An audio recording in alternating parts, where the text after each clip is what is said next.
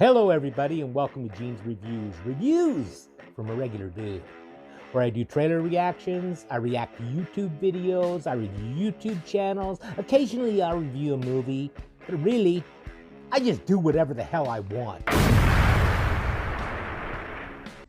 Hey everybody, welcome to Gene's Reviews from a regular dude.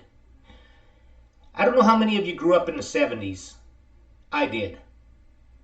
1970, I turned 10. So I grew up in the 70s. This video is top 10 forgotten 70s teen heartthrobs.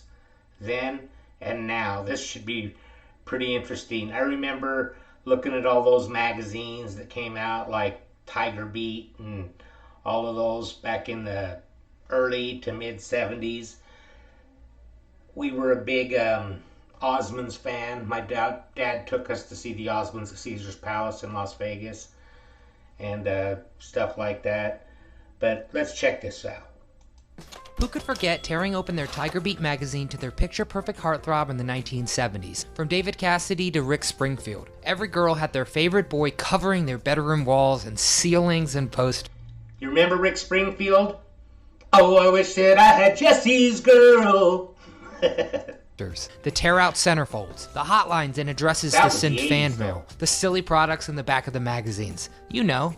I'm your host, Nostalgic Nick from Do You Remember? And today we're looking back at the top 10 heartthrobs of the 70s and what they look like now. Be sure to hit the like button in the bottom right-hand corner and make sure to subscribe to our channel by clicking the red subscribe button. Let's go. David Cassidy.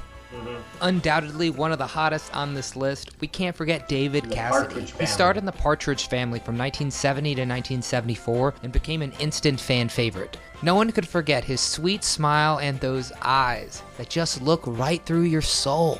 He also had some pretty big hits that still get played to this day. I Think I Love You, isn't that what life is made of? I Think I Love You and Come On Get Happy are some notable hits that allowed him to tour pretty much until the end of his life in 2017. But behind the bright lights and celebrity glamour, David was severely depressed. It became increasingly apparent that David Cassidy had a serious issue with alcohol. From 2010 to 2014, he was arrested 3 times for driving drunk, and in 2017, he revealed on Dr. Phil that he was diagnosed with dementia.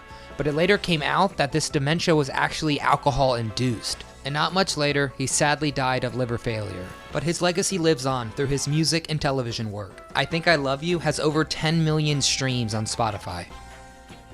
Wow. John Travolta. Travolta sure was a sight for sore eyes back in the 70s. After starring in hit movies, John Travolta got his start on the TV series Welcome Back, Kotter. I remember him on there. Vinny Barbarino.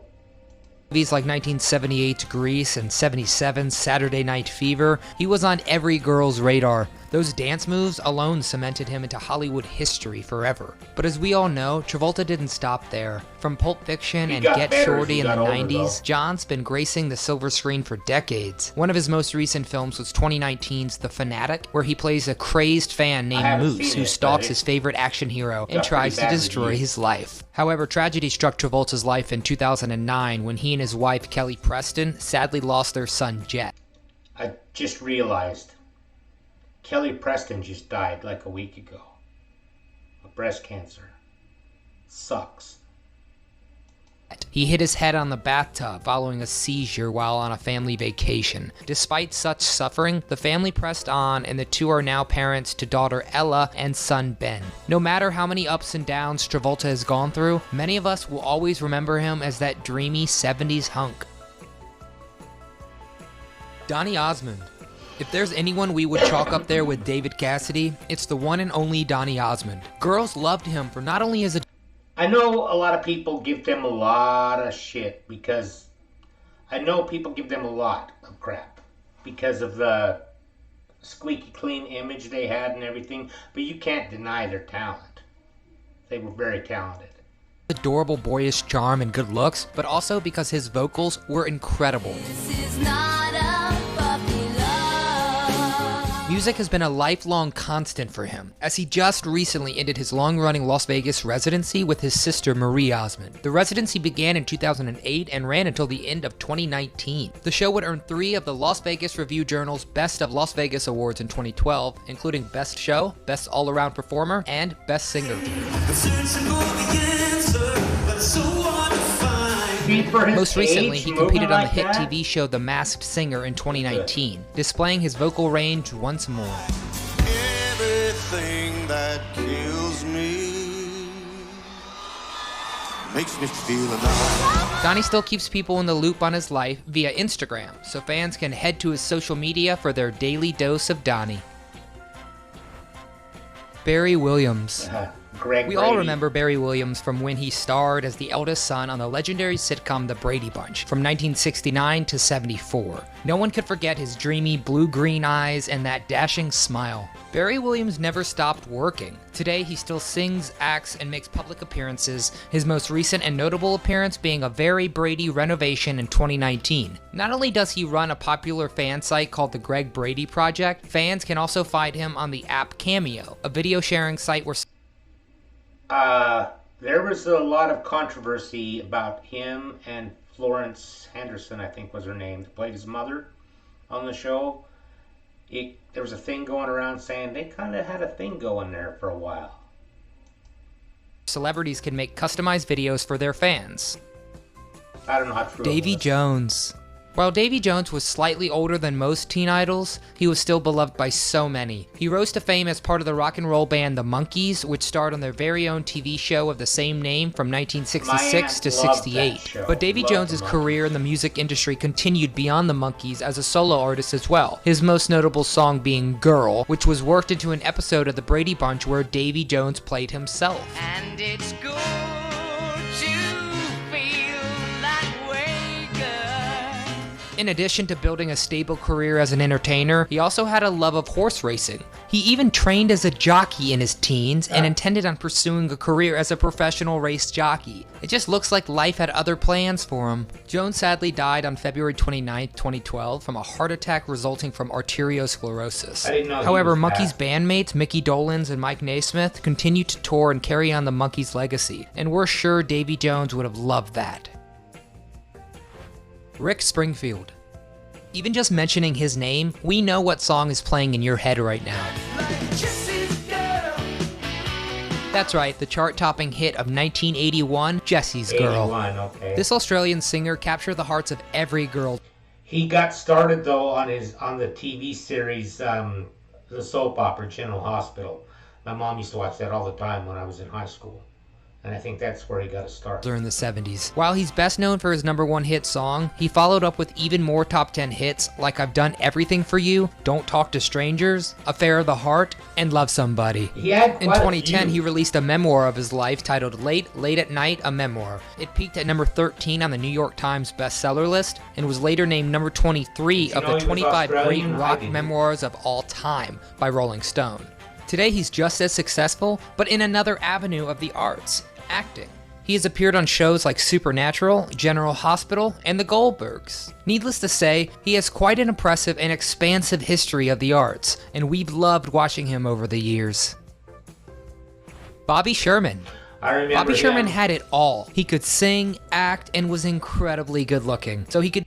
I remember the song that he made popular was, I think it was called Seattle.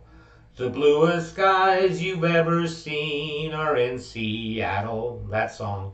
Because my aunt had a major crush on Bobby Sherman. I remember going, she was just a little bit older than me. And I remember, well, she's probably 10, 15 years older than me. But I remember going over and she was playing his records and she just loved Bobby Sherman.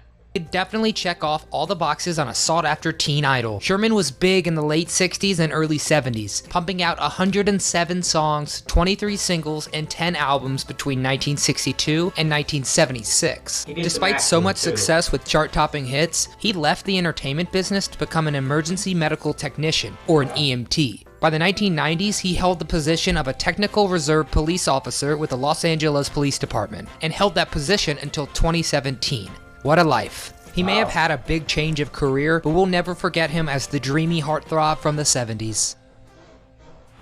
Christopher Knight. Another heartthrob from the Brady Bunch, we can't forget Christopher Knight, who played middle brother Peter on the sitcom. While most of his acting career consisted of occasional guest appearances throughout the 80s, we'll never forget that smile that stole our hearts. Knight left acting in the late 80s to pursue a career in business, soon founding and co-founding 3 different companies such as a pioneering 3D graphics company and a TV tuner company. He made a comeback in the entertainment industry circa early 2000s when he starred on a number of reality shows such as the VH1 series My Fair Brady. His TV family, you all know, she won some reality show. Now how far will their love go? My Fair Brady. Trash TV Knight was last seen on a very Brady renovation with his Brady Bunch co-stars, and we're sure glad to see the old gang back together. Sean Cassidy. Okay, Sean Cassidy was my sister's crush. My sister loved Sean Cassidy. Let's face it, there's just something about those Cassidys. The younger half-brother of David Cassidy, Sean rose to fame by recording some hit songs and also appearing on the Hardy Boys mysteries. Tonight on the Hardy Boys, Death Surf. While he displayed promising results with music, including a Grammy nomination for Best New Artist, the 80s and 90s consisted of stage work with both Broadway and West End productions. His creative career took a bit of a turn around the late 90s when he began creating and producing TV shows and film, and has been sticking with it since. His last producing credit was actually in 2018 for the TV series New Amsterdam. In February of 2020, he actually paid tribute to his late half-brother David by performing I'll Meet You Halfway, Tell Me It's Not True in Las Vegas.